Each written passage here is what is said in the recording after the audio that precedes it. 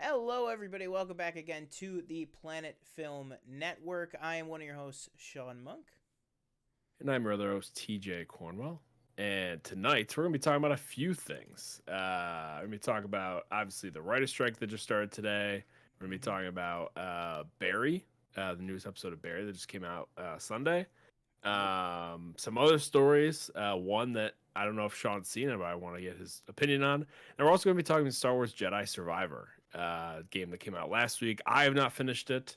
I think I'm probably 6 hours in, but Sean has finished it, so I want to get his thoughts on the overall story, as well as kind of the discourse as well that's been going on around the game and how it Mm-hmm.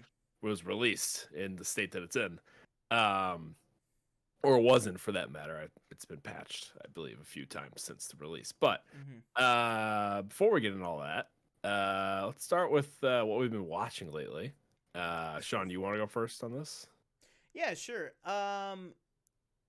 So I've been watching, so up on the channel right now to get that out of the way.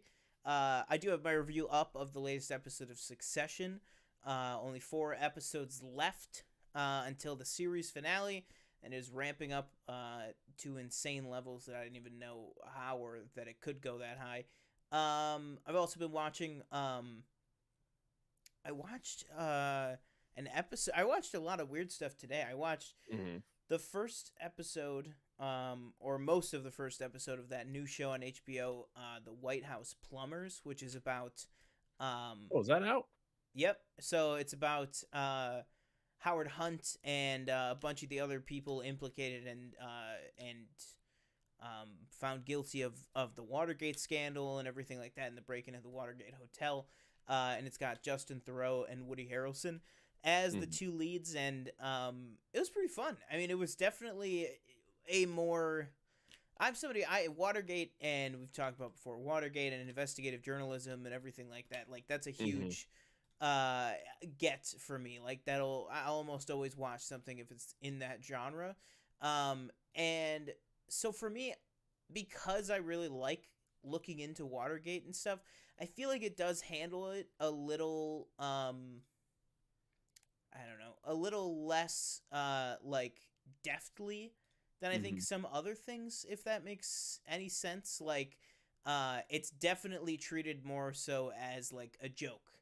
You know what I mean? Okay. It's more like, oh, look at these bumbling guys, and like um how these are the people that like Richard Nixon lent on or leaned on and stuff like that. It's Mhm. definitely more of like a humorous approach to everything. So that might work for you, might not work for you, but I definitely enjoyed the first episode at least, and I know it's week to week. And then I definitely want to check out the that other movie or that other show, Love and Death, the one with Jesse Plemons and Elizabeth Yes. Uh-huh. Olsen. Um, let's see, movie wise, and then obviously Barry and everything like that. Oh, you know what? Actually, I did watch that I don't want to forget about during my playthrough of Jedi Survivor. I sat yesterday and I watched all of the Book of Boba Fett. Mm. So if you want to, I can slap the old click button here, or clip button, I should say. I just want to give quick updates a year and a half later on Book of Boba Fett. Again, I watched it all in one sitting. I remember in our review we talked about maybe this is a show that would lean itself to more of a binge model. Kind of how I feel about Mando season 3. I think that'll probably be a lot better when you just can watch it all as one big movie. Uh, but Book of Boba Fett, I know I texted you after the second episode, and I was like, man, I think people are too hard on this show. Like, Mhm. it's just badass, and Tamora Morrison and Ming Na Wen are fantastic as Fennec and Boba and everything like that. Um, I gotta say, I do still think easily in terms of a story on television. I think that the story in Book of Boba Fett is a stronger story. I was way more interested and just hooked, and there was actual things happening, scene to scene, episode to Mhm. episode. Also, I feel like a lot of people forget about those early flashbacks, like to him on Camino and stuff like that, like Yep. seeing his dad's ship fly away. Like that stuff was so cool. And then I will say though, going forward into episodes 3 and 4, the dialogue is it's just not strong. Like Hmm. it's just basically, oh, even when a Trandoshan compliments you, it sounds like a threat. Like it's just that. Like it's just something like, and then Fennec goes, "I told you." Like that's basically every interaction. So I'll just say to wrap it up, I think it's definitely in 5 years people are just gonna watch this for the first time and they're not even gonna think twice about it. But I think it definitely has its ups and downs. But I really enjoyed rewatching it. I don't expect you or anybody or people out there to do the same. Uh, just because I know, for at least for now, how people really feel about that. But I did enjoy that. Did I talk about last week this movie called Polite Society? No, I did not. No. Okay, so this is another movie that I watched this week. There's the poster right there. It's called Polite Society. So I don't know if you watch. Do you watch Umbrella Academy? I do not. No. Okay. So the older sister in Polite, and I didn't know anything about this movie before going into it or anything like that. We had the poster at my work. I knew that I assumed it was like not. I knew it wasn't a Bollywood movie. I knew it was an American and English production. Just about that culture and about a family, a Pakistani family.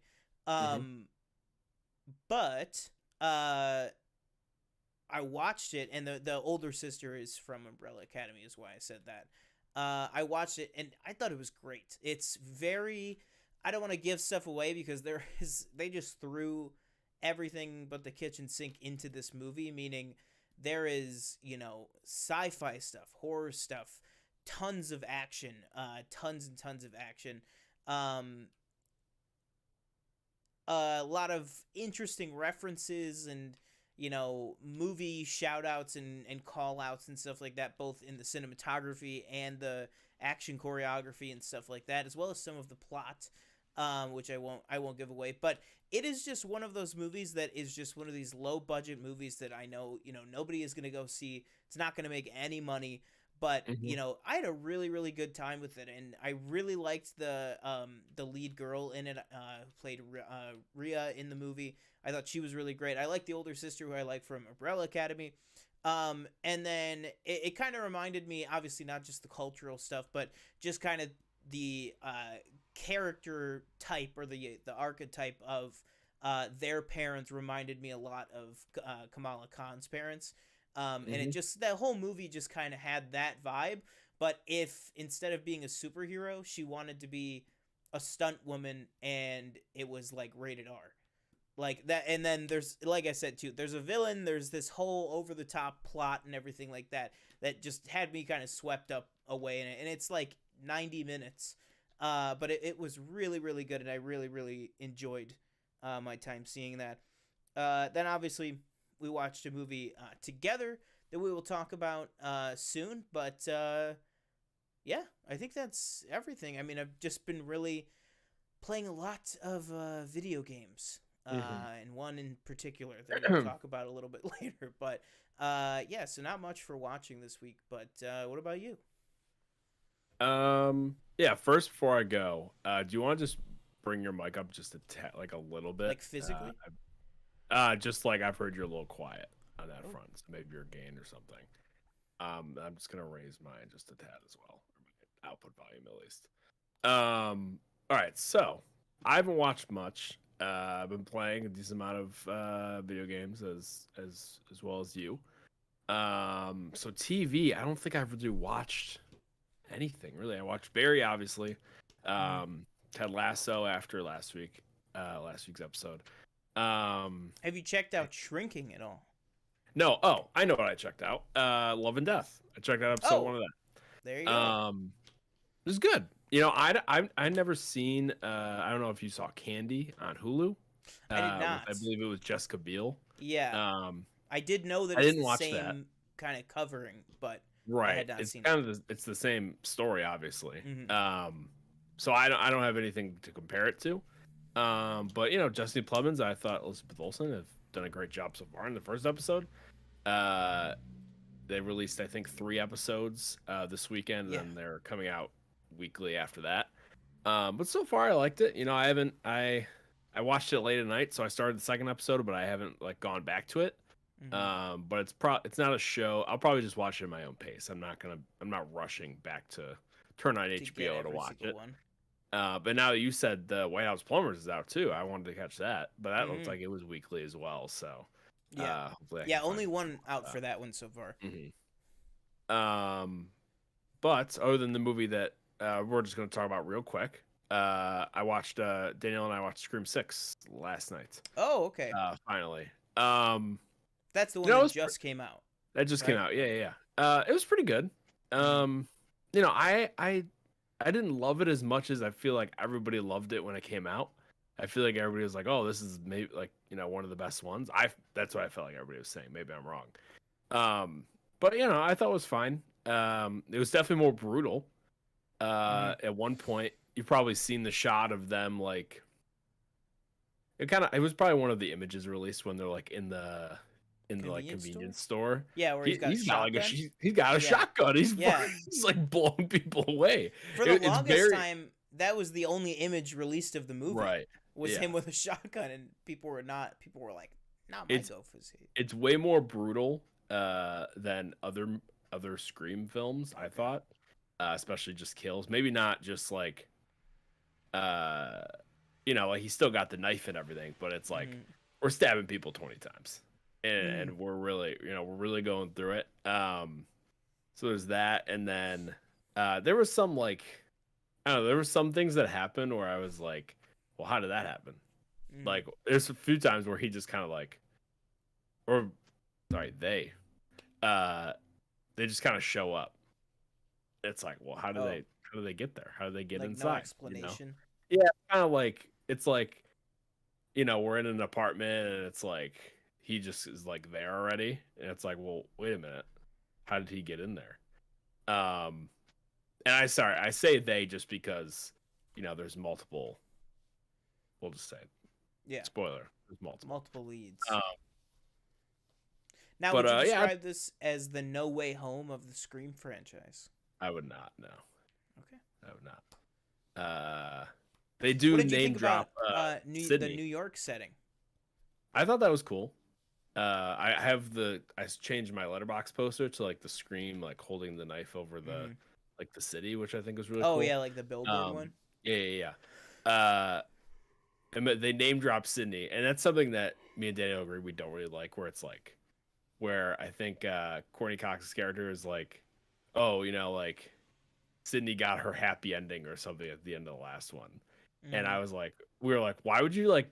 I hate it when they like name drop the character and then they just like have nothing to do with the movie. Yeah. It's like you didn't have to mention her. Just Hmm. like don't talk about her, okay? We Yeah. get it. She's not in it. Um, It's like when somebody but won't come back and they give the, well, ever since they moved away, it's right, like exactly. just move on. But yeah, it was pretty cool. Scream 7, which is probably gonna happen, I'm gonna guess. I don't know. There's no like details on that yet, but Hmm. I feel like this is a pretty quick turnaround. I feel like they turned it around, made another one within a year, correct? Yeah, literally That's what it less than a seems like. year. Yeah. Yeah. So yeah, it was pretty good.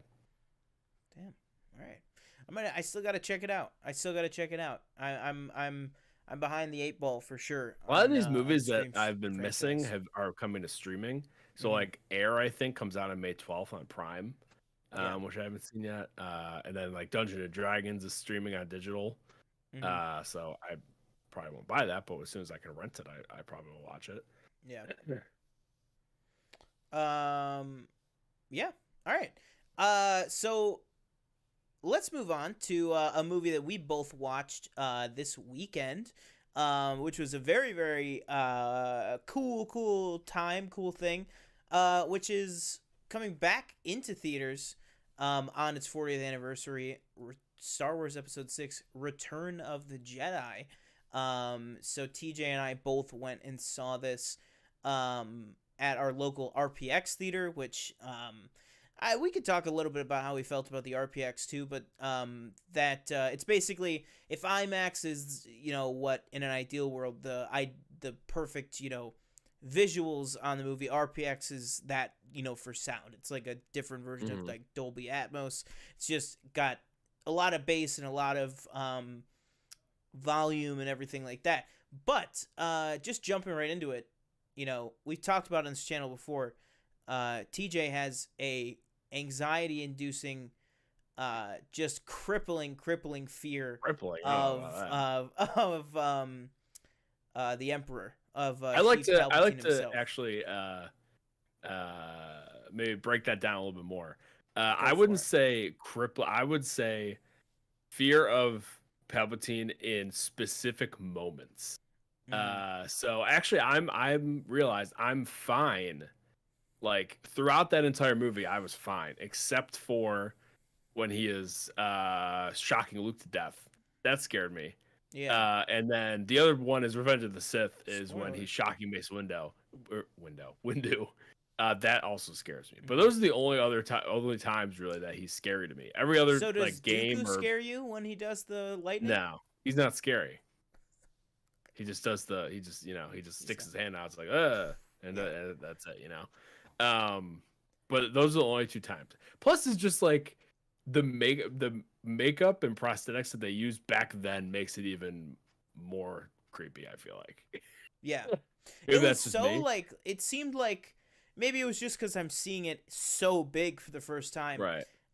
It seemed like a lot more like loose. It seemed a lot looser. Yeah. Like I feel like Mhm. Revenge of the Sith Palpatine. Well, obviously Revenge of the Sith Palpatine is like his skin is like tighter after the Yeah. initial Uh, transformation, and then in Rise of Skywalker he has like no scarring at all. yeah.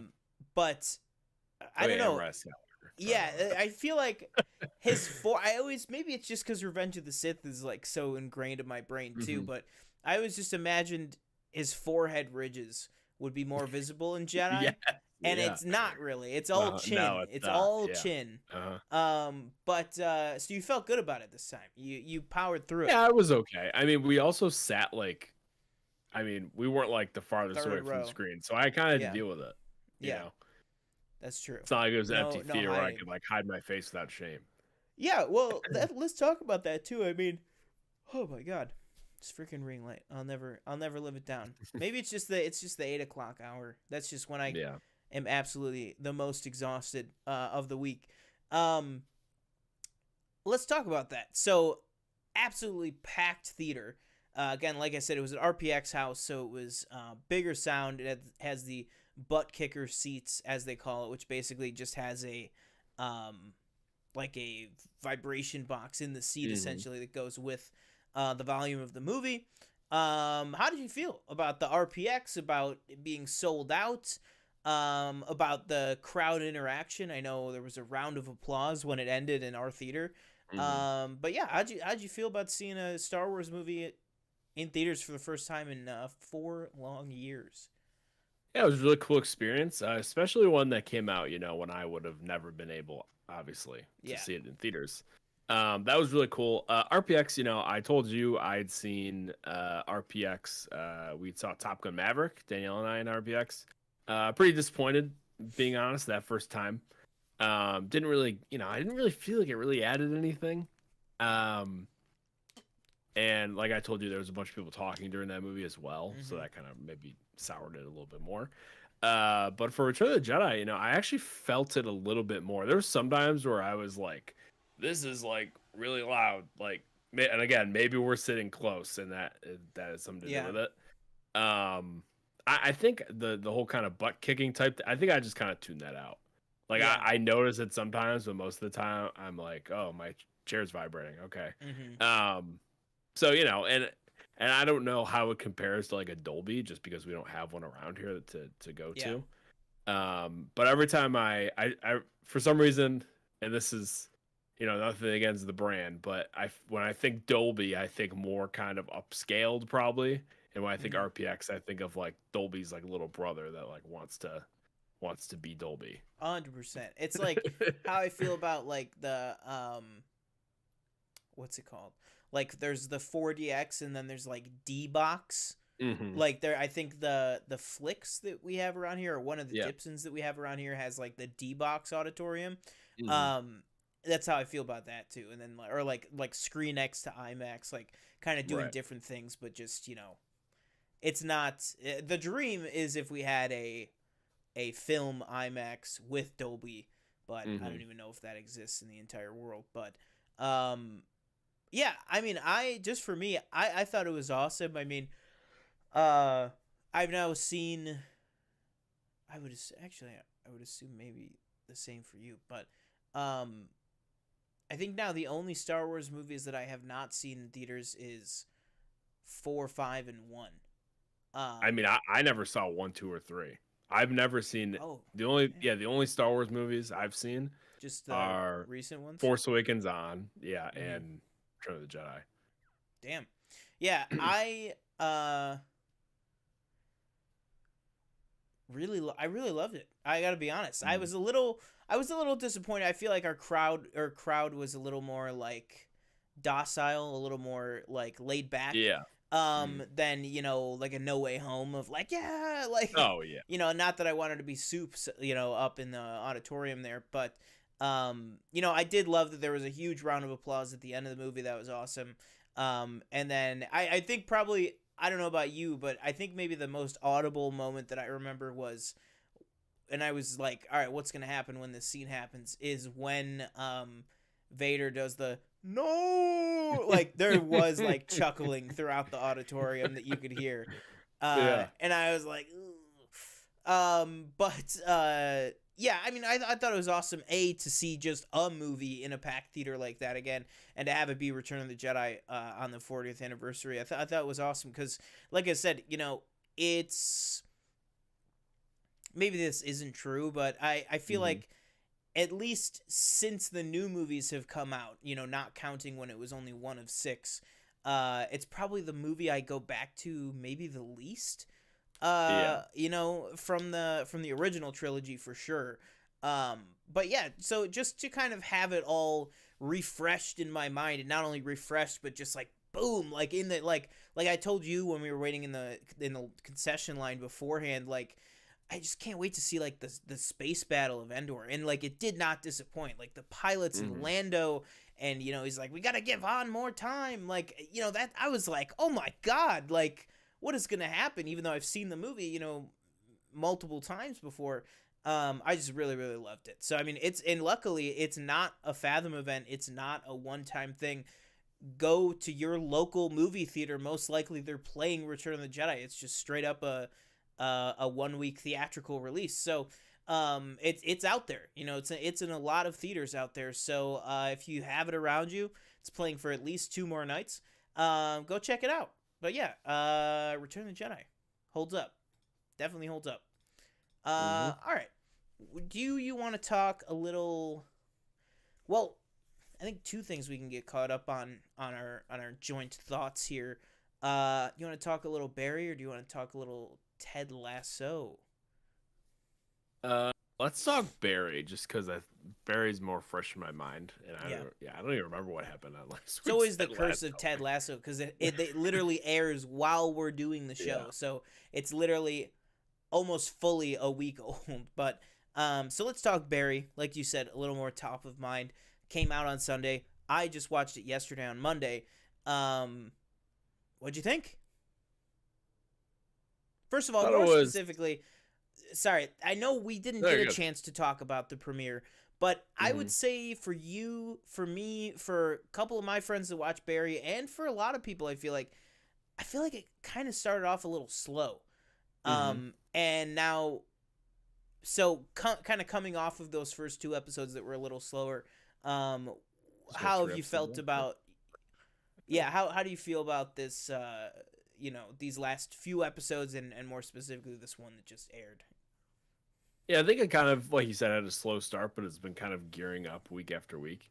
Mm-hmm. Um, and you know, we're kind of, and I'm having a hard time remembering everything completely. But this episode I thought was really fantastic. Honestly, I told you I kept seeing this tweet about this like just everybody kept tweeting about this just random like doorway, and it was just black. You couldn't see anything, and I was like, "What Oh, is really? what's the deal here?" And obviously, and upon reveal, it wasn't as like I don't know. I thought it was going to be like some like Like the horror type Babadook. thing that Bill Yeah. Hader like came up Yeah. with. Oh But my it God, wasn't it's that. the girl. She's Right. back. Exactly. But no, overall, I thought it was a fantastic episode. You know, Bill Hader is doing wonderful things with this show. I will need some explanation on the whole NoHo Hank storyline because I am a little lost. Mm-hmm. I think, and I do wish that we maybe kind of went back to that, or that maybe I like watched a recap or something. But no, overall, I really liked it. I really like the Sally storyline as well. I liked where that was going. Yeah. Um, and same with Fuchs as well. I liked Mm-hmm. all that stuff. And there's like two moments where maybe three moments in this episode where I was like, what the like what is Yeah. going on? Like Mm-hmm. that were And just Gene. awesome. What And happened with Gene, yeah. Gene? Sorry, maybe four, Yeah. four moments like that. Did you see Um that one kind of coming though? I I think I was kind of like I was like, oh, we shot him. And then I was like, oh shit. Yeah. um I mean, there was like the NoHo Hank thing I saw. Like I saw that coming just by the way it was kind of being Yeah. telegraphed, where he's like, "Oh no, don't go." And I'm Mm-hmm. like, "Okay, well, obviously." But yeah, no, there was like one or two things where I was like, what the fuck just happened?" But yeah, overall, great episode, great show. I don't even know. Like, I don't like. What are we doing with Jim Moss? Like we see him Dude, like first of all, lastly sitting Jim Moss outside. needs to like calm down. Like he Yeah. needs to let the authorities handle this stuff. Like I mean, as incompetent as that sheriff or that whatever Hmm. that guy is, the police chief or whatever that we've been seeing for a couple seasons now, as inept as he seems to be, you gotta let him do his freaking job. Like, Hmm. you know what I mean? Like he is just all over, and then he goes, just leave everybody alone. The best thing to do is just stay home and stay out of it, all this stuff. And then he's Right. freaking following Sally home. Like, what? Like, oh my God. What? Like, I felt just real quick too. I also felt like we got I thought we got some more good few humorous beats in this episode. yeah. Kind of going back to what Barry kind of started off being maybe is a little bit more funny. Because last season obviously was very dark, and this season still I think is dark, but it's definitely a little bit more comedic at Yeah. times. Yeah, I feel like so far I feel almost exactly identical with you. I think first two episodes were a little just Hmm. super dark and well not super dark but really no humor in the first two episodes. And then, Hmm. last week's episode I thought was like, oh, wow, okay, this is, really, really good with Sally being the acting coach and what's going to happen with Gene and, all this stuff Jim is finding out, all the stuff with Gene and Jim and the author and the writer and everything like that. I thought was great and kind of on the right track. Hmm. And then this episode I thought just built on that even more, and not to mention spoiler alert for Barry, for this episode of Barry, but it does that classic great television show thing where it goes, yeah, we can do an episode of this show without the main character. Hmm. That's I think one of the biggest things that I don't see that many people talking about is just that is that this episode, aside from the last shot of the episode, had no Barry in it. And I thought it was one of the better examples of that kind of trope, because it really just shows you that NoHo Hank and Fuchs and Gene and Sally and all these people, have been built up enough that they can support the show on their own. Hmm. And I think that very rarely can shows really do that as successfully as this one did. And I really love the episode, and I really cannot wait to see where it's going next, which is not what I could have said coming out of episode 1 and 2. Coming out of those two, I was a little more like, all right, what are we kind of doing here with this fourth season? Yeah. Now I feel like it is very clear and direct of where we're going, or where Barry is attempting to go, or attempting to do. But yeah, I mean, do you want to get more spoilery than that, or? Yeah, I do. All right. Just real quick, I the two kind of what the hell moments for Yeah. me, or the ones I can remember off the top of my head were the sand mill, the sand grain Yeah. type thing. That was straight That out of that Hannibal, was man. crazy. That was straight out of Hannibal. I was like, Yeah, whoa. I did not expect that to happen. Hmm. Especially just because they all seemed like they were getting along so well. So I didn't Yeah. expect this like quick turn. Um, Obviously the kind of Gene shooting his son accidentally got him Yeah. in the shoulder though. But See, that he definitely got him in the shoulder, but didn't he shoot him twice? he did shoot him twice. I don't know if Where he I maybe don't know missed where the the other first one went. time. Yeah. Yeah, but I thought I laughed when he he's walking up the his son's walking up the stairs and you see like the head, Yeah. the shadow of the head in the doorway. He shoots him twice. He goes, "Fuck you," and he runs Yeah. away. It reminded I me of thought that was so that funny. scene in Burn After Reading, if anybody's Oh seen yeah, that with George Clooney. Like yeah, yeah. very much had that energy. Just shoot and then run away, check the body at a later date. Like Right. just I'm sure it's of no consequence. Mhm. But obviously will be very much consequences from that. But what was the Yeah. other thing? Um. Oh, right, the silo thing. But what was your Oh, the earlier? ending. You said The yeah. ending. What was your question though about NoHo Hank? You Oh, said it was just earlier. kind of like NoHo Hank, like, he got all these people together and then like he killed them all and then he brought like the Chechens back. And I was just kind of Yeah. confused like how we got to that point. Well, I think, and I don't think you're wrong to be confused because they definitely not skip over a lot. They Mhm. definitely just give you just the bare minimum with that Oh. story for sure. Like that's not on you, I would say. I think he has that meeting where the guy Batir from the earlier seasons comes to him and says, "Listen, either you run LA for us, or we're gonna come and clear Mm. you all out, and we're Okay, gonna yep. run LA." But then even that doesn't really fill you in on why Hank is like in on it. I Mhm. think it's just kind of implied that just he thought that this was the best way to handle the situation because I think it's just one of those things to show that Hank is such a complicated person that he thinks that's it's the classic like I thought that's what you wanted. Like I think genuinely Hank just was like, well, I thought, you'd be happy I did that because as long as we could be together, Right. that covers all sins. And I think that he just didn't realize, that obviously Cristobal is a much more sensitive person than Hank is. Hank is very self-absorbed and everything, which is what we love about him. You know what I mean? Don't get me wrong, but Mm. I think it can lead to something like this, and to kind of see this character who, you know, kind of the second half of last season and then all of this season so far, we've just been kind of following as like, oh, this guy's just, he's just getting whatever he wants. Him and Crystal Ball, they're making this new sand business. Right. They're getting a bunch of new friends. Like, this is great. And it just goes to show, like, yeah, but he's still that asshole that we met in season one. He's still that same guy. And I think there's the hints of it at the Dave and Buster's when all of a sudden, Crystal Ball's talking about, we're going to be legitimate. And then Hank's like, yeah, but we need to get Barry. Like, well, why do we need Barry? Like, just cut it off. Like, you know what I mean? Like, so I think a lot of that's implied. But, that's just what I got out of it, is that he just thought that was going to be the best way to go about things.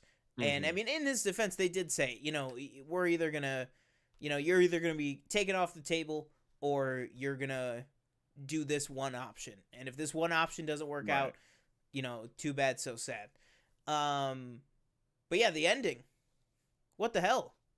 What is that? I don't know. I would I say it was thought a vision, but the episodes don't smash cut end on some of Barry's, visions or hallucinations. well So it was because very at first weird. I thought it was Barry as a kid Yeah, that for because we've sure. we've we've seen that a few times this Mm. season. At first when it ended, I was like, "Are we gonna like?" Better Call This is Saul this, crazy, but are like, we gonna like just jump to the yeah, end like that, and we're gonna deal with, you know, his kid obviously doesn't know like why we're living in the middle of nowhere. I'm guessing. Yeah. And Barry's like, well, let me go tell him why we're living in the middle of nowhere. Yeah. Like, that's the only thing I could think of. Or maybe, like you said, maybe we do like a Better Call Saul where we kind of jump between two, I guess. You know what's Maybe. absolutely insane? I kind of think you might be right. Yeah.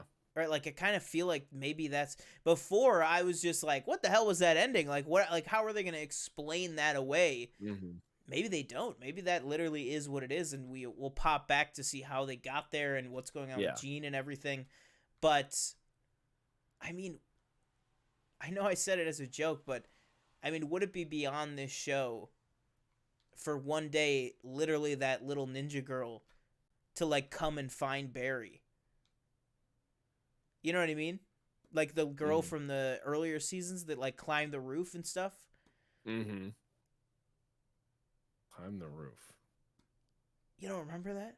When you keep saying ninja, I keep thinking of what's his name from Peacemaker. Yeah, The little guy. kind of. Yeah. That's what I keep thinking The of. little girl in the like karate outfit and everything. Okay, yeah.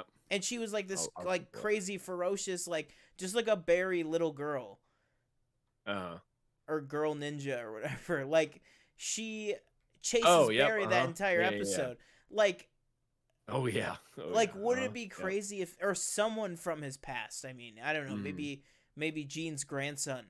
Like and they just go full action movie like somebody's just coming for revenge to find Barry. Mm-hmm. I don't know. It's crazy though. I mean, what do you think?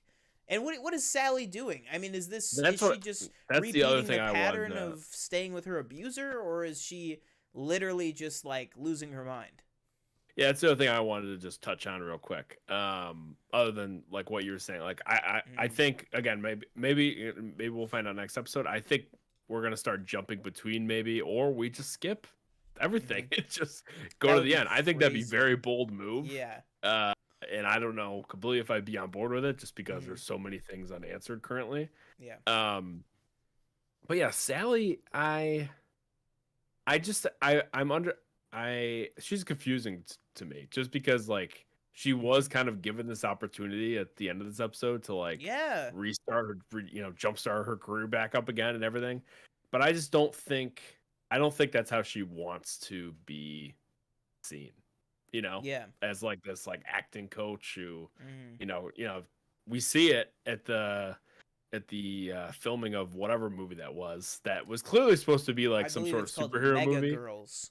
Yeah, which was supposed to be like, and I think at one point they like kind of, I don't know, maybe it wasn't intended this way. Maybe I'm reading too much into it, where they take like this not so subtle shot at like Marvel movies or DC Well, they movies. say that it's an infinity orb. Well, but when she's Yeah. like, oh yeah, I'm just dealing with all these models up here, Oh yeah, yeah, yeah, and yeah, I was yeah, like, yeah. Because that okay, was Sean. That was actually Sean Ryan, the director of Coda. Like that was oh actually okay, her. yeah, Yeah. all right, that's funny. That's Yeah. funny. So I thought it was funny because that's the classic model now. Is an indie director has one big Right, hit yeah, and then Marvel goes, ah. And then, they go, right, we're taking you for Eternal 6. yeah. But yeah, no, I thought that was really really great. And yeah, But like again, when she's like clearly is trying to like, she's like, okay, take do it that like this. role. Then Yeah. she's like reading, and then she like does this full on monologue, and then the director's like, well, what if I could just take what you said and just put it on her Yeah. body, which I thought was funny. I thought we were about to get Um, a deep fake. I was like, oh my god, could you imagine? no. But yeah, I guess she's just going back with Barry. I don't know. I guess so. But I mean, is this like her with that Sam guy? Like, is she just like in this pattern, Hmm. or does she have like a plan to like I don't know take out Yeah, Barry or is she genuinely like? Because she tells him at the prison that she feels safe with him, and then yeah. doesn't say anything ever again about it. So like, Mm. is that genuine? Is that not genuine? I don't know. But it's. I mean, we got Don't what? tell her So this mom. is Her mom is psycho. Like yeah. Her I mom is felt crazy. so bad. Like that episode when she goes home, Hmm. I felt so bad for her just because her mom was like, just like she was no like remorse or anything. No like, oh, it's so like. Yeah, Meanwhile, her dad is like the complete opposite. yeah. You can tell how it was growing up in that household. Right. Um, Crazy all show. right. So yeah, and we'll check back in periodically, and then definitely after the finale there. That is for Barry. So let's talk a little bit about this writer's strike. Real So quick, actually, oh the yeah, first, yeah, the yeah. real quick story I wanted to just Oh ask you right, right, about real right, quick. right, right. It'll be a quick story. Hold on, let me pull it up real quick. Just gonna read this off. Discussing film. It's from Deadline. Mamma Mia 3 is in the earliest stages of development. Uh, Quote, I don't want to over egg it, but I know there's a trilogy there, says Judy Kramer. What are your Who's thoughts? Judy Kramer? I believe, let me look it up. She's the producer of Mamma Mia. Oh, there you go. Yes, absolutely. I think there's always been a trilogy. I've always seen it in my brain as a trilogy. Mm. And I think that if I had my way, if Hollywood was correct for a day, I think that would be what I want. I Mhm. think that would be what I want. Um, You want the answer to who the father is? I think we already have the answer implied, Right. but I mean, I wouldn't mind a total confirmation. Maybe they need a kidney or something. you know, Kidney. yeah, I don't know. I mean, uh, let's just say I think that the real father uh, burns his life up so that others may have a future that he can never uh, enjoy. Mm. Uh, Uh, a lastly, little Andor uh, reference there. maybe we bring Donna back from the dead, huh? Maybe I like was Ghost. thinking, I don't know, maybe she like, maybe she like takes over Cher's body, and then, and then she's like, whoa, whoa, she like Cher just go, whoa, and then she Yeah, who turns would be into like Meryl Streep. who would you want to be like the most like the next like the next like obscure family member they bring in? Because I feel like Cher like she was in the first one, right? She's like shows up in the You second mean one. more obscure than Donna's ex stepfather, played by Andy Garcia? Yeah. You mean more intricate than that? I don't know. Yeah. Maybe we get some Bill, Harry, or Sam family. Oh yeah, that could work. We've gone two movies. We haven't seen Sam's sons. Harry, doesn't Harry have a? No, not a daughter, but he has I think nieces or something like that. And then I Mhm. think that Sam does have kids. So maybe that's who we see is their family now. Maybe it'll be like kind of meet the Fockers and then Mhm. meet the parents. Um, Maybe we just keep getting bigger and bigger and bigger, and then they go, this island's too big, or Yeah, this yeah, yeah. island's not big enough for all of us. And then the fourth one could be them invading Greece. um so I think that would be great. But we need to have another ship moment. I mean, I feel Oh like yeah. Dancing Oh Queen yeah. has to be a musical number in all three movies. Like, it was a musical number in the first one, then a totally different musical number in the second Yeah. one. I would say, I think you would agree, even better in the second one with all the I boats. completely agree. Yep. I Uh-huh. think even better in the second movie there.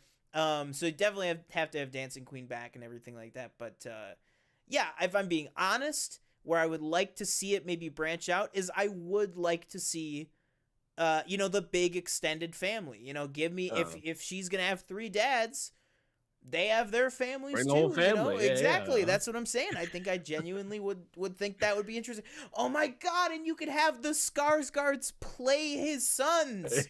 Oh my god! You could have Alexander, Bill, and the other ones. Uh, the guy from Vikings. Um, I think that's what I would want. Absolutely. But well, how do you feel about Mamma Mia 3? How does I'm Danielle feel about Mamma Mia 3? she'd be all down, or I forgot what she said. I think I sent her the tweet about it. I forgot if she.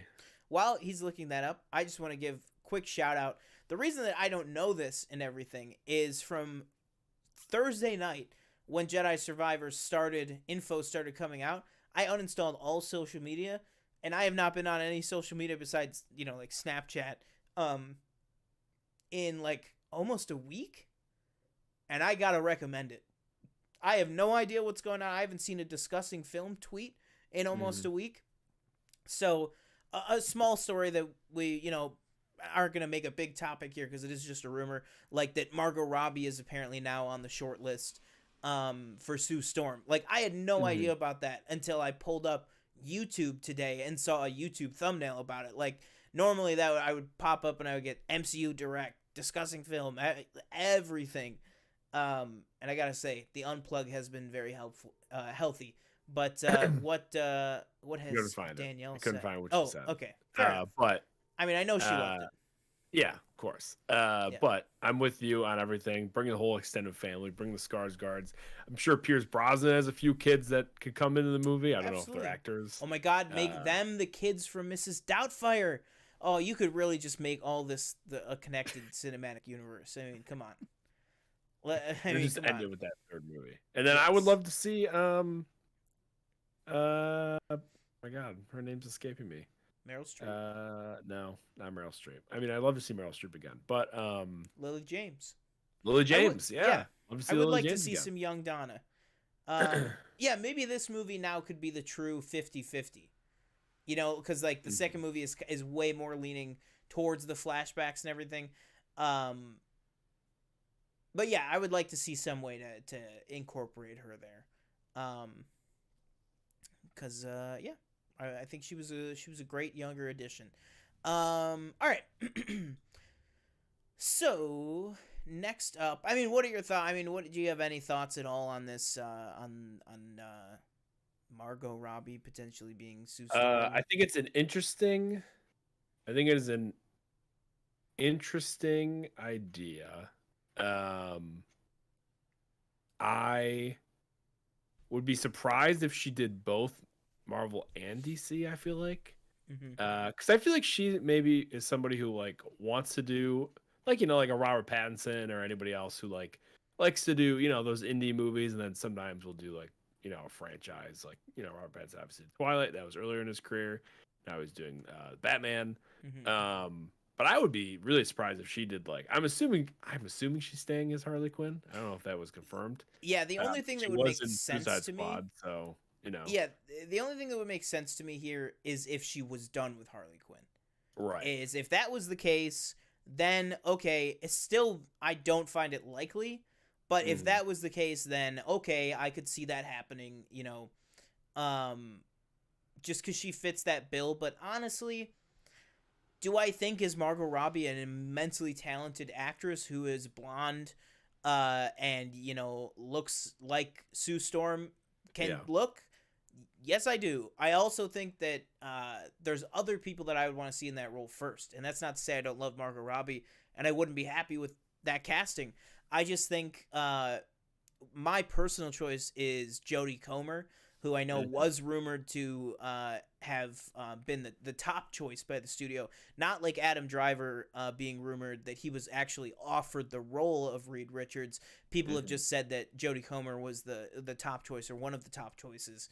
Um, but I really think that a lot of the contenders that the names they've thrown out are really good.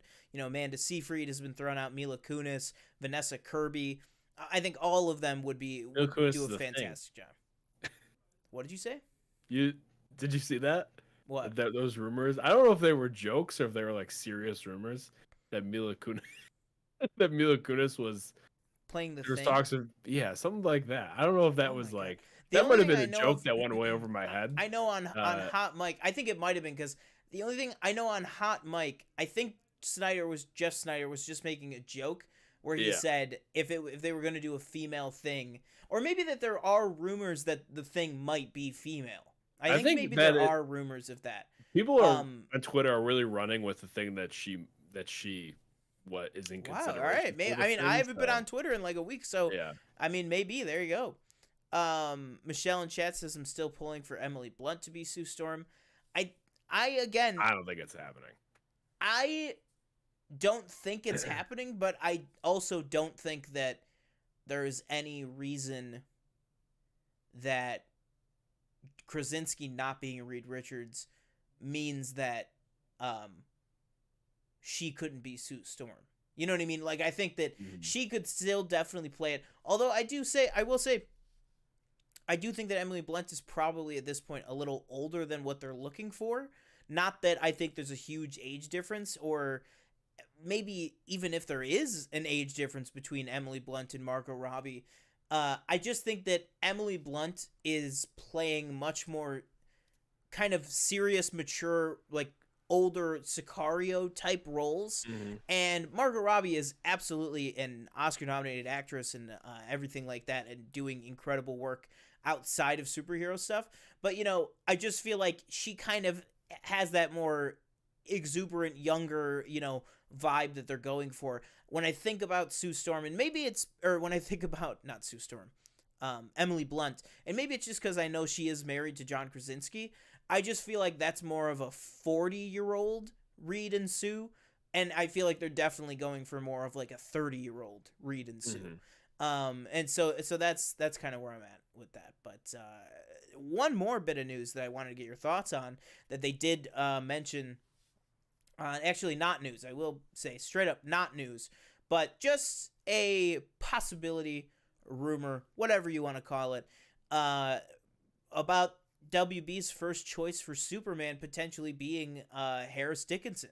So from Mhm. the Kingsman, Triangle of Sadness, Where the Crawdads Sing, big up and coming guy, up and coming indie actor, and everything like that.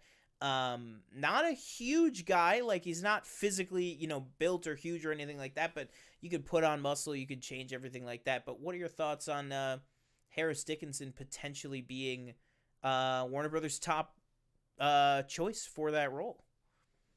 Yeah, I think that would be a I could totally see it as soon as I heard. I think Snyder mentioned it. Mm-hmm. I could totally see that being an option as soon as he said that name. Um, like you said, not like huge right now, but you could always build muscle. He's Mm-hmm. definitely got the height, I believe. He seems Yeah, I pretty think he's tall. like 6'1". Yeah. Um, but yeah, I could totally see that. He's relatively young. Mm-hmm. Um, Yeah, he's I right think in the age range that they were right. apparently looking for. There's been that talk of, maybe he doesn't have that like Midwestern kind of, look to him, I guess. Mm-hmm. And I probably say that's true, but I feel like I don't know.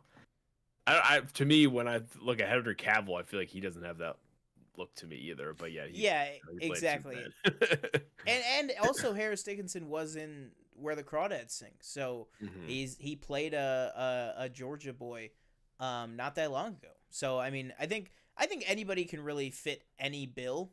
You know what I mean? I think no matter what the meme would tell you, I think the only thing going too far would be Ryan Gosling doing that Obama biopic that everybody's been memeing for 15 years. But I think that a lot of people can get that look. When you Hmm. have Hollywood trainers, Hollywood hair and makeup, and also I think he is a handsome guy who I think can have that look. I think you dye his hair black, everything like that, whatever you got to do to make him look like Superman. I mean, Tyler Hoechlin, back in the Teen Wolf days, I wouldn't really say, oh, he looks like Superman, but now it's obviously he looks like Superman. He is Superman. Hmm. Um, but yeah, I just again just a early rumor development possibility that apparently that's the first choice. And then actually the last thing, because we're gonna just talk one One more more. story that I forgot about. Um, that was also from that Hot Mic podcast. Uh, what are your thoughts on this whole old Ray thing? That Lindelof's first draft apparently was to feature a Ray 60 years in the future, and apparently his top choice for it was Helen Mirren.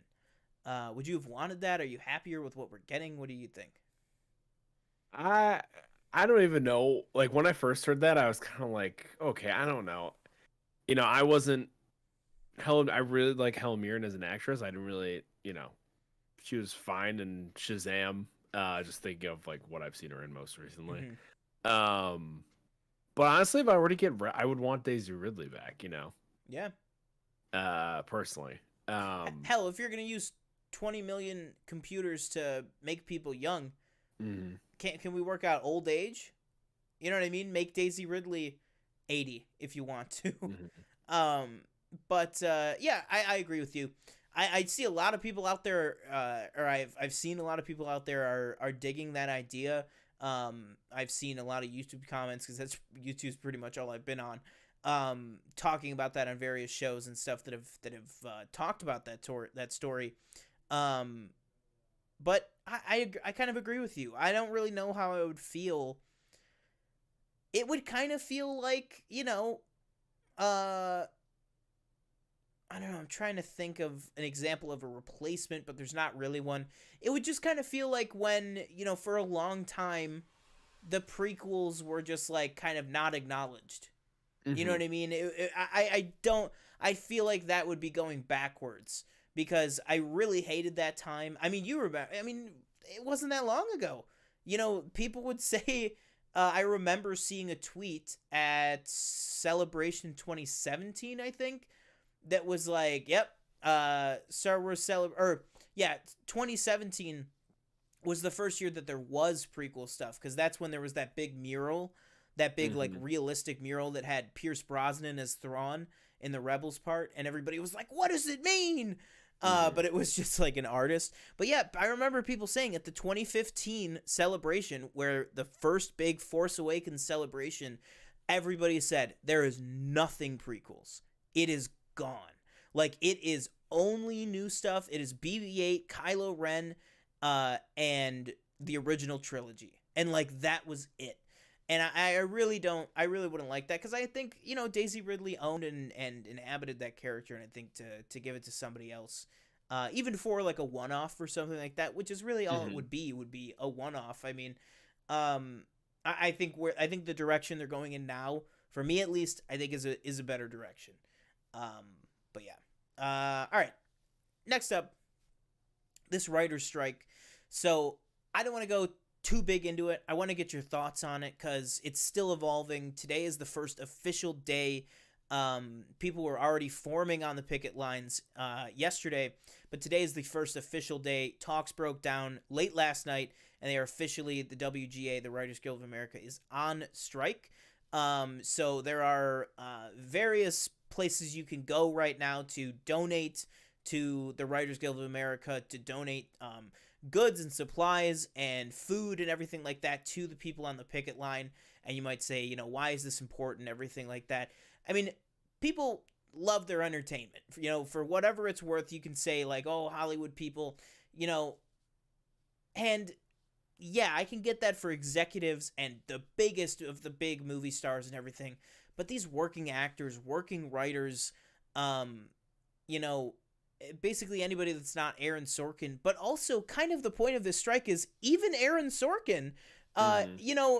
How many stories have we heard over the last few years about Ki Hu Kwan had to do this role, or needed a role, otherwise he was going to lose his health insurance. The Daniels, it was not a small thing that in that post they made about Skeleton Crew, putting in there, hey, we directed Skeleton Crew partly to get our hours for our health care, Mm-hmm. and writers are no different than those two examples.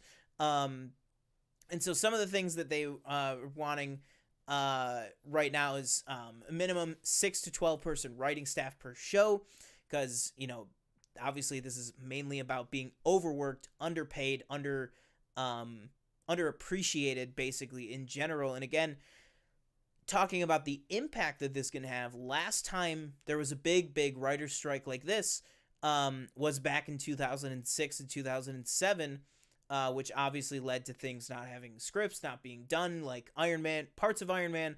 Iron Man 2 had no script whatsoever. You go back, you look at shows like Breaking Bad, you look at shows like The Walking Dead, stuff that was on back Mm-hmm. then. And you get to season 3 or 4 and you go, how come there's only 6 episodes this year? That's why is, these things, basically what it means is, as of today, any scripts or anything like that are in producers' hands, in their mailboxes, owned by the studio, the studio can do whatever they want with. They can, if a show has supposed to have 12 scripts and they have 11, they can throw that whole show into production and just hope that they can get that 12th script by the time that they're ready to wrap. People have wondered if whether the reason that Jon Favreau said that, Mandalorian season 4 is already written and ready to go. We know that Andor season 2 was written well in advance. A lot of people are thinking that some of these higher end projects, are making sure that they were getting these scripts done as early as possible, because this writer strike is, unfortunately for the writers, something that they, and we've even talked about on the show, have seen coming for, a couple months now at this point, and then really ramping up the last few weeks. But, what are your thoughts on this? Last one, I believe, was about, I think it was 150 days or something. Yeah, 150 days. I was going to say, I think it's like 3 to 5 months or something like that. And just that amount of a strike. That strike was in 2007. Iron Man 2 released in 2010. So you can kind of see how far along these processes are. I feel like it's hard to lose. It's kind of easy to lose sight of how early some of these scripts are written. Not even just for big budget stuff, but for little budget stuff. My mind's going to. We didn't talk about it last week, but last week there was this story about Severance season 2. The writers were very unhappy. The creatives got into this big fight, and so production and pre-production on season 2 of Severance halted. Now that show is on the freeze until this writer strike is solved, because they had creative issues, and just something that could have been this simple creative spat or creative argument between these creators that very easily could have just come back to the table, started working again, and everything like that, is now on ice. This big show Severance, it's just one example that I'm thinking of. What are your kind of thoughts on this? How do you think it will affect some of the stuff? Because it's not just TV, it's movies, it's everything. How do you kind of feel about this? And what is some of the stuff that that you think it might impact, or that you really don't want it to see impacted? Well, it's going to impact Crazy. everything. Yeah. As far as movies, TVs goes. I haven't looked over the list of things that they want, but I'm sure they're not unreasonable.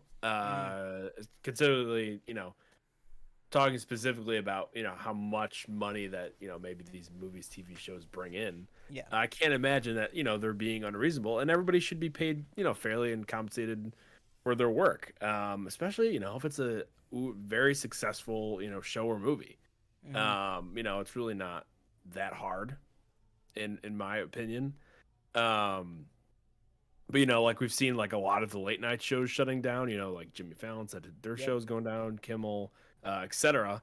And even some of them might be protesting as well, just because they are, like Jimmy Fallon, for at least, I believe. Yeah, that's a big reason why, is because like Seth Meyers as well. Seth Meyers, probably out of the main four, Seth Meyers is definitely known the biggest out of those four as a writer. Another name who is on the picket lines is James Gunn. James Gunn is Gunn walks that kind of. He walks that in both worlds now. Yeah, because it's very interesting. He is the executive. He is the CEO and chairman, co-CEO and chairman of a studio, but he's also the primary writer on Peacemaker, an ongoing series. He's also the primary writer on Superman Legacy, a big upcoming blockbuster. He's also writing Creature Commandos. He's also, he is the creative. So, unlike a Kevin Feige who, lives solely in that producer executive realm, or like a Kathleen Kennedy, stuff like that, James Gunn, like TJ said, really is, or even Peter Safran at DC. Peter Safran is not on strike, because Peter Safran is strictly a producer executive, whereas James Gunn is a producer executive and writer, day-to-day writer. So I think it just goes to show, like you said, not only is it going to affect everything on the ladder of content, it's affecting everyone on the ladder, whether you're James Gunn, who is uber successful, writer, director, has a movie coming out this week, is writing one of the most anticipated movies of the next few years, that's all on hold until all this can get resolved. So, I think it's very important to keep these things in mind. Figure out, what the best way is forward. There are rumors that some studios are holding out more than others. But yeah, I mean, maybe if I can gather some of my thoughts on it, maybe we'll do a little bit of a deeper dive on it, or when we get some more context in the weeks, or unfortunately, maybe even the months to come with this strike. We'll probably talk about it a little bit later down the road as well. All right. Did I forget anything before? I think that's it. All right. Well, then, in that case, let's go ahead. We are going to spend the next probably 15, 20 minutes here, or however long you want to, talking about our experience. So far, I finished the main campaign, but we've both put in a lot of hours of play so far, and that is Star Wars Jedi Survivor, aka Fallen Order 2, aka the next in the Kestis Chronicles. But TJ, before anything else, give us a little context on this situation. These graphics, they're just not right for so many people. Yeah, so a lot of people know the game Star Wars Jedi Survivor came out last Friday for the public, and a lot of people playing it PlayStation. We got people on Xbox, and we also got a lot of people on PC. And from what I've seen, and you've had a few issues yourself as well. Me and you both being console players for Star Wars. We've had a few issues on PS5, I'd say, but nothing, making it unplayable for us. And it seems to be a case by case basis as well, because I've definitely had issues that you didn't, and then you've had some issues that I haven't had. But for PC, it seemed like it was completely unplayable.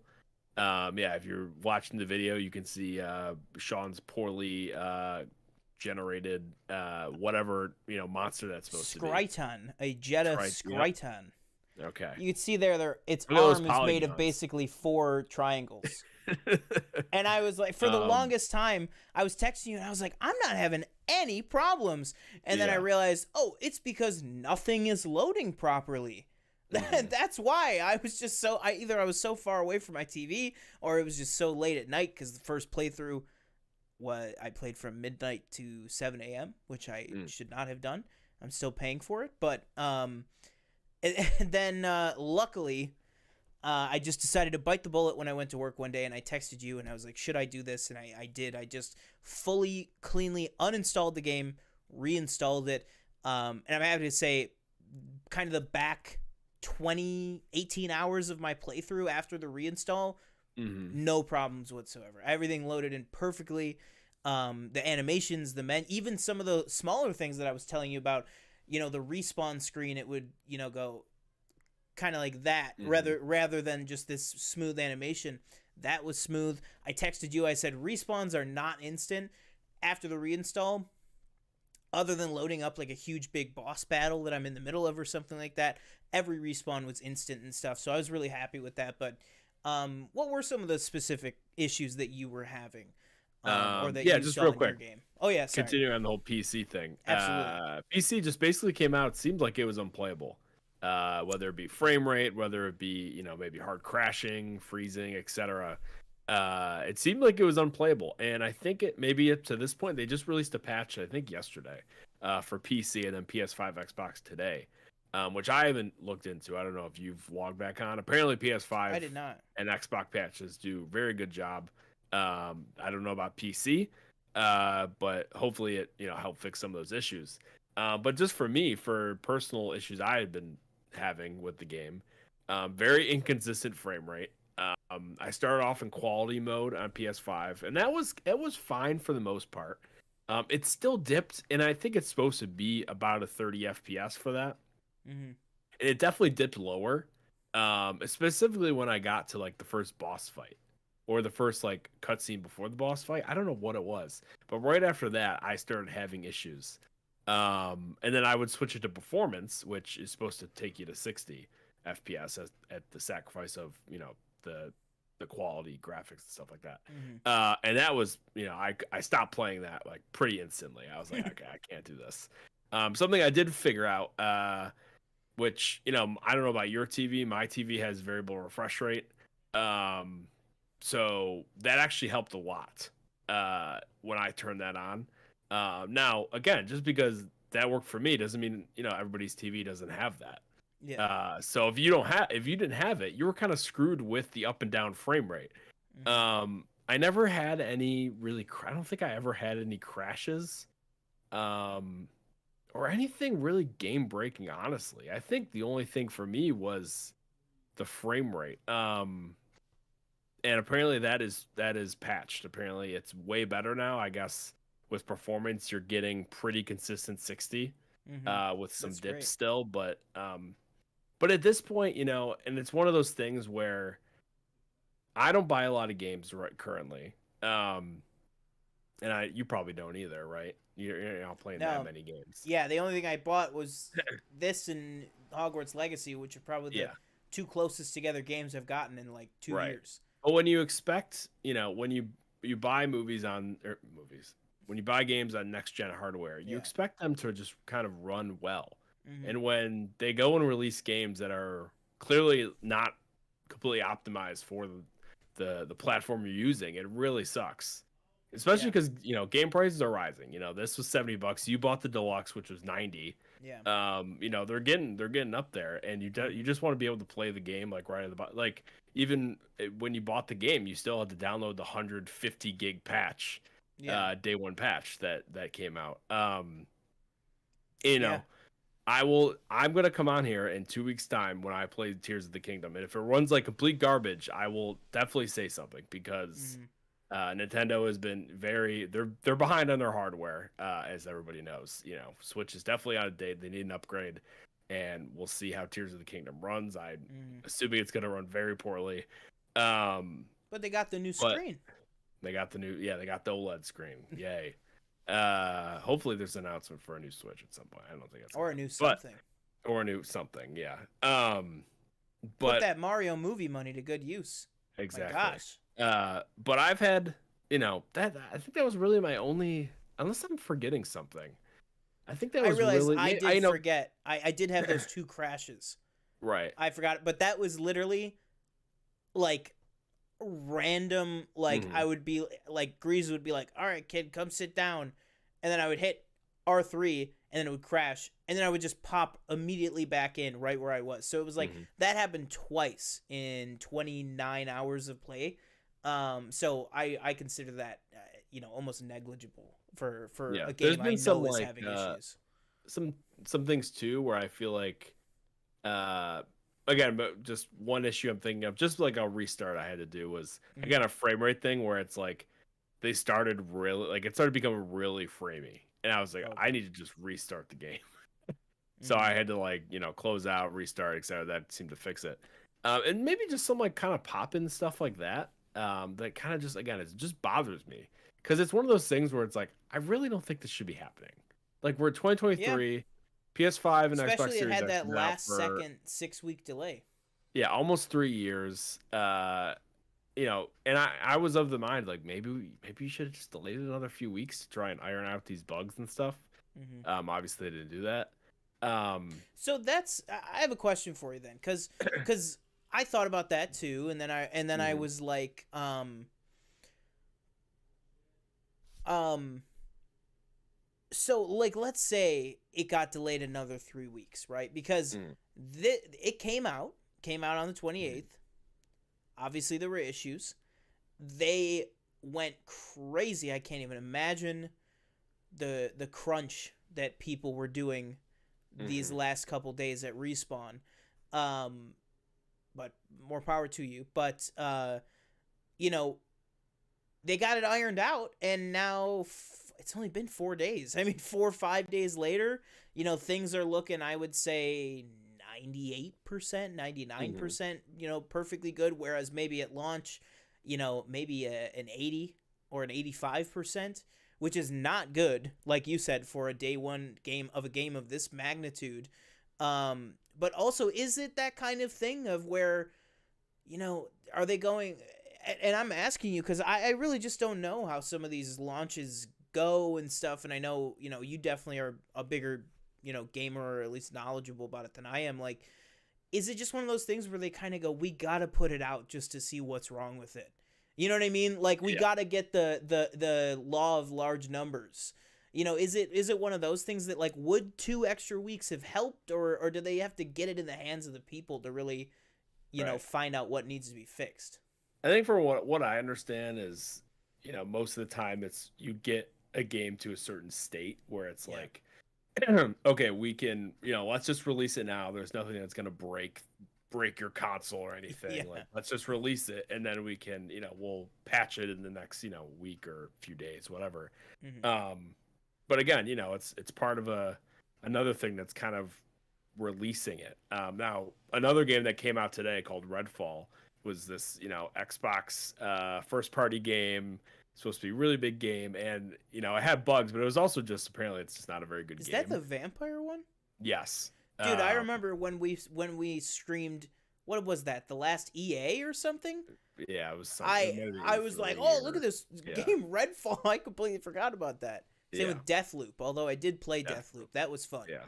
That was I fun. was not a fan of Death. I couldn't get into it. Fair enough. But yeah, I think it's one of those things where it's like, and again, maybe it's like we pushed it so many times. Let's just put Yeah. it out. Mm-hmm. Again, 90% there. We'll take the heat for it. Yeah. We'll patch it in a few days. I think that's what it seems to be. But again, like there's the biggest case of this, I feel like in recent memory, again, is Cyberpunk, where Cyberpunk just came out. It was just you couldn't run it on PS4, Yeah. or Xbox One. See, just now, not a thing. Couldn't do it. Is this like, obviously you couldn't escape when that happened. I Mhm. obviously know exactly what you're talking about. But then after kind of the first week, I just kind of stopped paying attention. Like, was that fixed? Like, as quickly Yeah, it as was- this? It Or runs not as better quickly? now, from what Okay. I understand, and how many years later since it came out. Mm-hmm. I've never played it or anything, but from what I understand, it runs better now. They're working on DLC, I think. I don't think it's out yet. Okay. But I don't know if that game, ever recovered from, how many people refunded it at launch because Yeah. it just was unplayable. So you would say this is not as bad as that? No, not Okay. even close. Now, something that maybe I'm trying to compare For some like people. PC port wise, because that's one of the biggest things is just the PC version of this game at Yeah. launch wasn't really playable. Yeah. And that is an issue that I think across like all game development probably needs to be fixed, is Mm-hmm. allowing people to play the game on the platform that they want without there being an issue. You know what I mean? Yeah. Like even like Last of Us Part what was that one? The remaster that just came out, or remake that just came Oh, out on I PC, saw some of those pictures. but it doesn't run well. It didn't run Yeah. well. Like, and they were working on that specifically, like for Mhm. PC. So I don't know. And obviously there's a bunch of different systems out there. There's a gazillion configurations. Mm-hmm. So I don't know what the answer is there. I'm not technical enough or know anything to answer that question. Now, the last thing of performance that I want to ask you before we move on to some story talk here, and just kind of the game itself, something that always comes to my mind that I think gets a lot of flack that it doesn't deserve, because I love that game, is Battlefront 2, the new one, the new Battlefront 2. Inferno Squadron, Iden Versio, great single player campaign and everything, but obviously, that game kind of never recovered its reputation with Mhm. the whole disastrous microtransactions Oh, issues that kind of plagued literally the first 2 weeks of release. So, do you think that this game, do you think in 4 years we'll be looking back and being like, oh yeah, but that, that middle game, the new one is great, but that middle game, Survivor, oh man. Like, do you think this is going to just kind of live it down and be forgotten about, or do you think maybe this game is not going to live it down, kind of like Cyberpunk? No, I think people will forget about it just because, again, it seems to have been fixed. I mean, Yeah, so quickly. like they, I feel like the CD Project Red, which is who developed Cyberpunk, they're like stock plummeted. Like they had this Yeah. whole thing from the top executives about this whole crunch and all that other stuff. There was a big storm around that game, and I feel like this is I'll be fixed in a week, and and people love for everybody all accounts. People love the game. It was just the Yep. performance. So let's talk about that. Okay. I want to talk first maybe story, I guess, just because it'll probably be the shortest because there's not really much that I can say to you. So oh,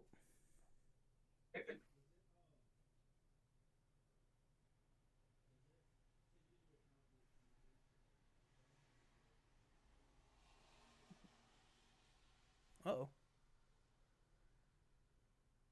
I hope everything's okay. I don't know what that was, but um I think in terms of story, just giving off some of my well, I guess I'll start with gameplay here. I'll say this: I think that the gameplay is really really fun. It's one of those games, and I just know some of these terms just listening to reviews, but kind of like the Metroid series of games, with Samus and everything like that, like this Metroidvania kind of skill tree, like kind of skill tree building game. I know that it has the Dark Souls elements with the kind of meditation points and everything like that. All that is there from the first game, and a worry that I saw in a lot of these videos posting about like looking forward to the game and stuff is in those kind of Metroidvania style games. There's usually this thing that makes you forget all of your progress. And I really, really love that this game did not do that. That this game you Hmm. start, and I know that TJ felt the same way. You start out just immensely powerful because you have everything that you learned in the first game, and then Cal has gotten 5 more years of experience with all of it since then. So I mean, it is just this immense feeling of power, and then there's even more to learn how to do. I don't know if you have has the RB button, has like the right bumper been introduced to you for like combat stuff? Yes. Yeah, so there's a really cool like companion system with this new character who I really love, Boda Kuna.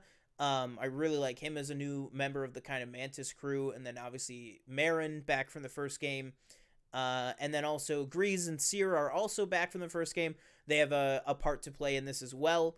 But yeah, I really, really like the gameplay, and like I said, I really like the new additions to the gameplay. It was one of those things where I thought to myself, when people were starting to say you're not going to lose any of the previous skills, and there are even more, I'm sitting there, I'm going, there's only so many buttons on this controller. You know what I mean? But then I Yeah. guess the Yeah. solution to that is adding that little RB button. Mm. They kind of simplified some of the lightsaber stances or some of the lightsaber moves. So like in the first game, you'd have to hold down LB and then triangle to do a lightsaber throw. Now you just hold down triangle and you do a lightsaber throw. So they kind of save Is button that real true? estate with that. I think so. Yeah. Well, it depends on which stance you have. Oh, okay. The That's only why. one that I know, I'm just when I say lightsaber throw in my head, Mhm. I'm just thinking of the double blade with the circle where it circles around Cal. Mhm. That I know is just when you have that stance, hold down on triangle. But the gameplay itself, oh, and the map. Oh my god, the map was easily everybody's biggest complaint about the first game. Immensely improved in this, immensely. It is still, I will say this, it is definitely still. I am just one of those types of people. It is way easier, but I still get confused because I feel like the game sometimes thinks it's making it more obvious where you have to go than I think it is making it. Mhm. What I would really love is having a marker or a location indicator is great on the map. Give me an Give it to actual me on the HUD. marker. Give it, yes, exactly. Exactly. Like Yeah. Battlefront 2. Give me the where am I going? Just give me the North Star and I will run to it. That's probably my only complaint at this point. I think the map is 100% fixed. It's just my dumb self I still need that extra step of like, and only sometimes, but like, okay, where is the crack in the wall? Highlighted in green if I'm standing here too long. Like that's I just need that extra step. But that being said, obviously that extra step doesn't exist, and I still played the game perfectly fine. So what do you kind of think about some of the gameplay improvements and stuff like that? I mean, obviously you're not as far as I am, so you haven't unlocked Oh as yeah, many no, no, of abilities and course. everything. But you know, what are your kind of thoughts on how it feels, the power, everything like that so Mm. far? Definitely feel more powerful. That was my biggest complaint again about the first one. I don't know Mm-hmm. why, and I feel like I was in the minority as well, where I just never felt that powerful. I feel more powerful now. I will say that, so that's a plus. Map, like you said, very very much improved. I'll tell you what, and maybe it's been forever since I played the last one. Is this game like twice as hard as the first one, or is that just Yes. me? Okay, Yes. I've because spent the last month of my life playing Jedi Survivor or playing yeah, Jedi Fallen Fallen Order. Order, as you know. Uh this game is I played through. I'll be completely honest here. I'm going to stream it at some point. Um my plan was to stream it at Jedi Grandmaster. I don't know if I could do it. I Yeah. genuinely don't know if I could do it. I see some playthroughs out there. Star Wars Theory, the big Star Wars YouTuber out there, he played on Grandmaster. His playthrough is 43 hours. I mean, this talk. I will tell you this right now. This talk of, oh, I think it's 15 to 19 hours, same as the first one.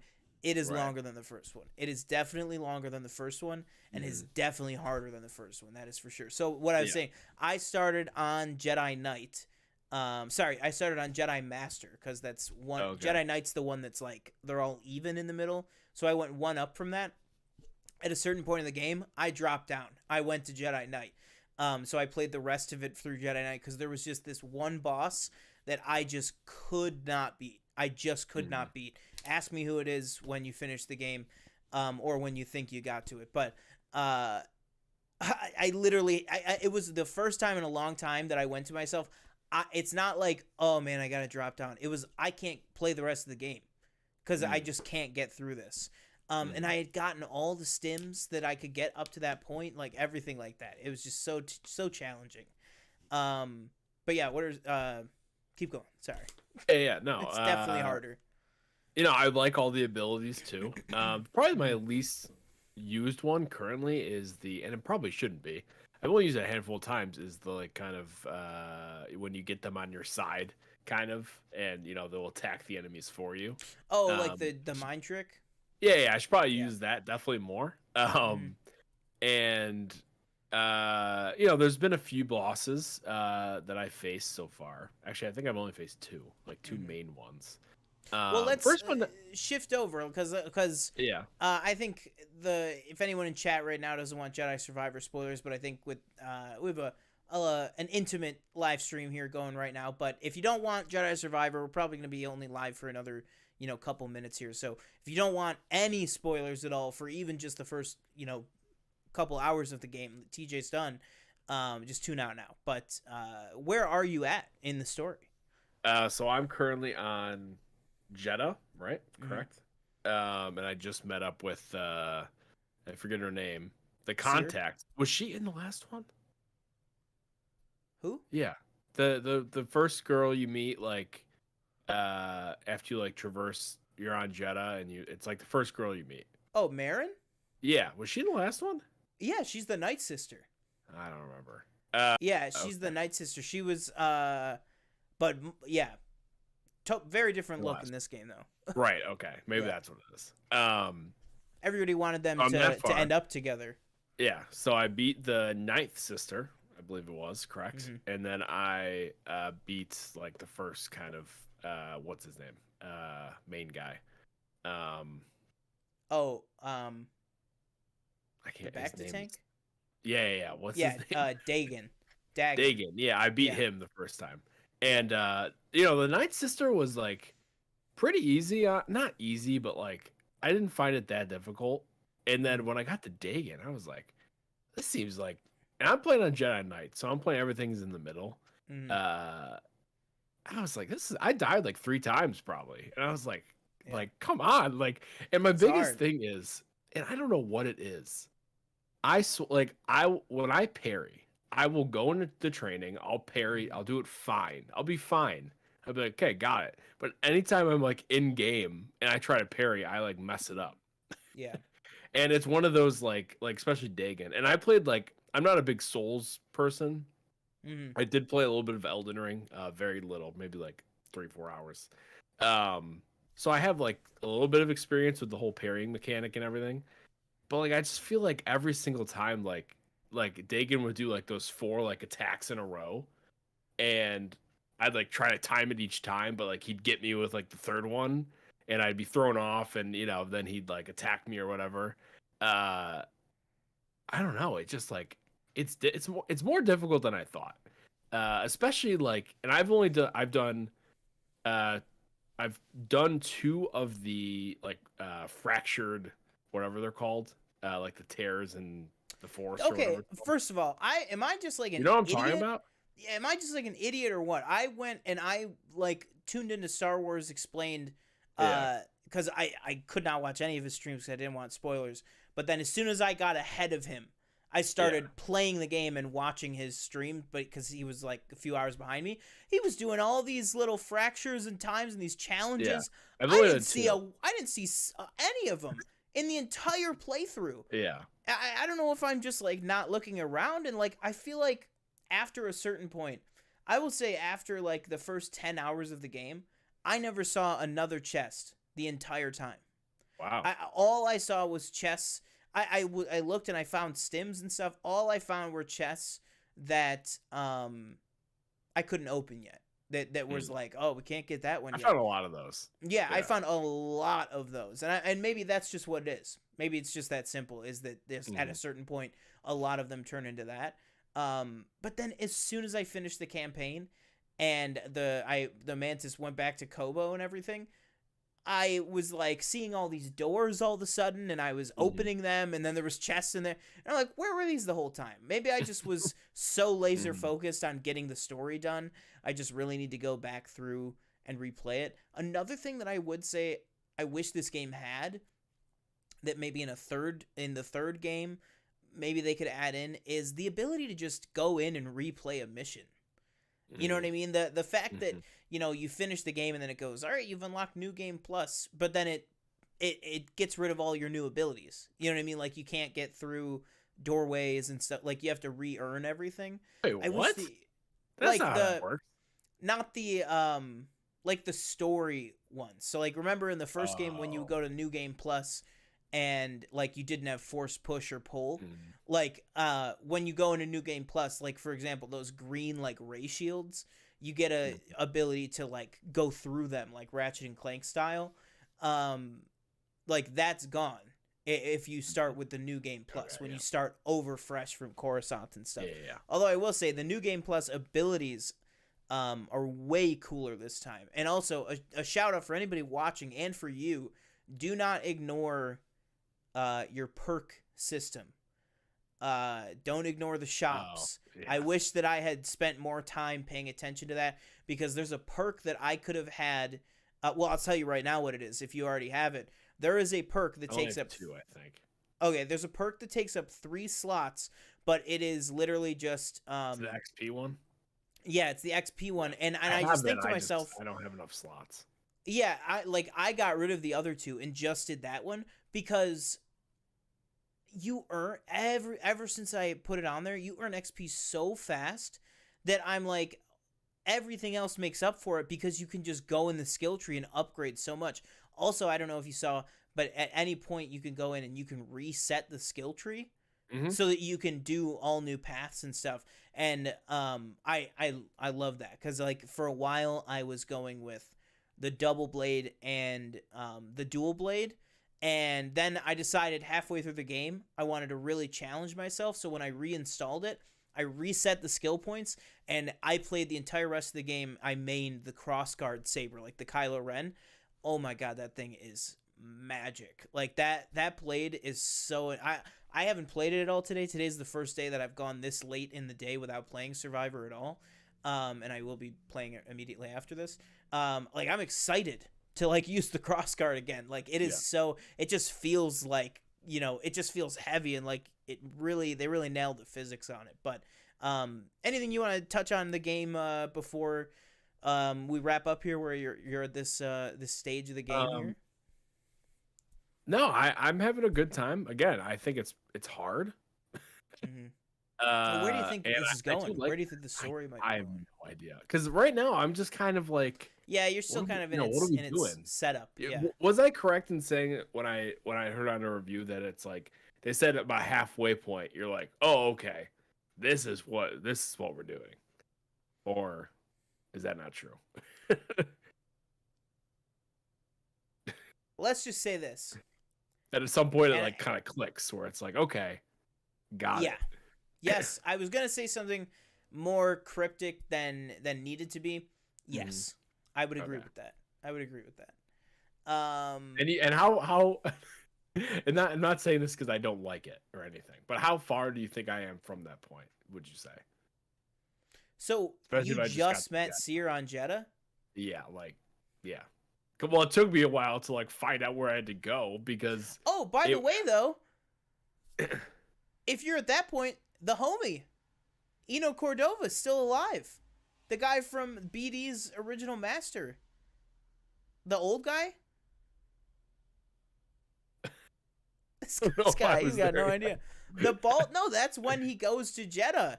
The bald guy, Seer's master, that's like there helping her. I That's did the not meet guy that guy. that you I had have not to. met You that meet guy you yet. meet him before you meet I Seer. think we're talking about two different characters. I don't think I met him. You meet him before you meet Seer. So I think you're just not remembering. But it's the homie from the first game. Again, I played the last time I played That's fair. Fallen That's Orders fair. when it came out. And that That's was yeah. That's 2019 or whatever. that is insane, but also fair. But no, yeah, the guy, BD's original master, he's the guy that always pops up in the holovids. That's like talking about the Zepho and stuff. Mhm. A lot of people just assume that he Yeah, died no, before sorry. the Phantom Menace. I haven't met Seer yet again in this game. Oh, so where are you on Jeddah? Whoever Seer sent to meet me Oh, on Marin. Jeddah. Okay. Marin. Yeah. I'm with her currently. Yeah. Yes. You should when you load up the game again, because they did this really cool thing on the Rewatch main the menu. Yeah, you can rewatch that I, story I cinematic. I had watched it. I watched it when it first Rewatch it. loaded the game. I should Because I think you'll get a lot more like, because this is like so I did just spoil that guy's in the game, but Oh, you're yeah. literally like a half an hour from that, if that. Okay. But so if you just got to Jeddah, oof, Said you got a few hours. like I said, man, I think it's more accurate to call this a 25, 27 hour game. Mm. I think that's more accurate, especially with how much harder it is. Yeah. Like maybe if you're playing through on Jedi Padawan or story mode or something, you can get through it in 20 hours. But it is definitely a bigger, harder, longer game. That's what she said. And the planets are gigantic. The planet. Oh my god, absolutely, 100%. It's crazy how much bigger. It really is crazy how much bigger it is. And I will say this: you already got the first flashback with Z and everything like that, and seen the High Republic stuff. All the High Republic stuff in this, phenomenal. Just absolutely great. There are some really cool High Republic stuff, specifically one shot that will be lost on you, but was almost lost on me. I'm not even saying that as like, I just went like, is what just happened what I think happened? And then I watched an explainer video, and it was exactly that. And I was like, holy shit, like, Jesus, that's insane. That they like brought this in from the books. But other than that, other than like the actual cool like High Republic stuff, just the look of you're gonna go to different High Republic like outposts and stuff. The look of the architecture in the High Republic is like this like inviting white or like silvery look, not like imperial white that looks like clinical. It's just this inviting like different look at a Jedi temple, or not even Jedi temple, more just a Jedi outpost. That if if the acolyte's gonna look like that at all, that is so cool. but yeah, I think that'll probably do it for us Sorry, here. real quick, Go, last question. I might have you might have already talked about it when go for it. I walked away for a second. So what do you think about the story as a whole? Great, good story, Oh, and you want a um, sequel? absolutely want a sequel. Okay. Um, I will say this. I actually think I might surprise you. I think this is definitely a better game. Mm-hmm. I think I connected more with the story in the first one because I think it was a much smaller, like, personal story Mm-hmm. about Cal kind of rediscovering himself. This one is a much bigger cast of characters. Like you've already seen, you have Boda Kuna, who's this new companion. That's a really cool new character. Mm-hmm. Um, you know, obviously, you'll get there. Seer, Grease, all these people from the first game, Marin. But then there's just even more people, even more people, even more stories, everything like that. And just kind of what it involves and the things in Star Wars that it connects to, uh, you know, is just really really cool. So while I think I liked and connected to the story in Fallen Order more, I think this is easily the better game, and there are moments, especially once, like you said, when you hit that moment when it clicks for you. Mm-hmm. The basically the game is like this, right? And then right when it clicks for you, you are just flying. I mean, there is twists and turns and plot twists and surprises, and of course, because it's Fallen Order and it's Star Wars, it's not a spoiler to say, cameos, that amazing word, uh just stuff. That there is this one sequence where I felt like the game just hit me in the jaw, slapped me in the face, ripped my Mm-hmm. hair out, punched me in the nose, just back to back to back to back to back. Like, I literally felt like there was no escape of the sheer craziness that this game went to. And in all of that craziness, the power that you feel as a player, like the late game power, is like, oh my god, it's like people always talk about Star Killer ripping the Star Destroyer down. Star Killer, If it was man. part of the game, Cal could do that. Like, Oh, okay. like, I mean, I don't know if necessarily he could literally do it, but if they wanted to write it that way, it would not be a stretch. Like I told you, I think he's more powerful than, like, like force wise, than like Ahsoka. I would put him, like you said, kind of with Obi-Wan. I feel like really it's just like the Skywalkers and like Ezra are probably the only like raw powerful force users above him, because he is just on some insane levels in this game. Even at the start of it, like you've seen, even at the Mm-hmm. very start, and it just, I mean, that's the start, so it just grows and grows from there. So really really love the story. And to answer the main part of your question, absolutely a third one. I mean, absolutely. And then a fourth and a fifth and a, however many they want to play, or they want to make, and they're successful enough and they're well received enough and everything like that. um I really hope that we just get to see this keep coming. And even though the turnaround time was literally 3 years with a pandemic, I want that third one, man. Like, I want that third one right now. Like, oh my god. But absolutely fantastic. Anything else before we wrap up? That's it. Well then, guys, that will do it for us. Thank you guys for joining us on this episode of PFN Live. I've been one of your hosts, Sean Monk. The last thing that I will leave you with is, if you could do us a favor, go ahead and like, comment, subscribe, share this video with a friend who's a fan of podcasts, who's a fan of movie news, entertainment news, video game news, Jedi Survivor, anything that we talked about today, which was a lot of stuff. Let us know how you're feeling about the current season of Barry, which is the last season of Barry. Let us know what you think in the comments down below, and that will do it for me. Yeah, but another host, TJ Cornwell. Thank you for watching. Let us know what you thought about any of the topics in the comments below. Please like, comment, subscribe, and check out some of our other videos, and we will see you next time.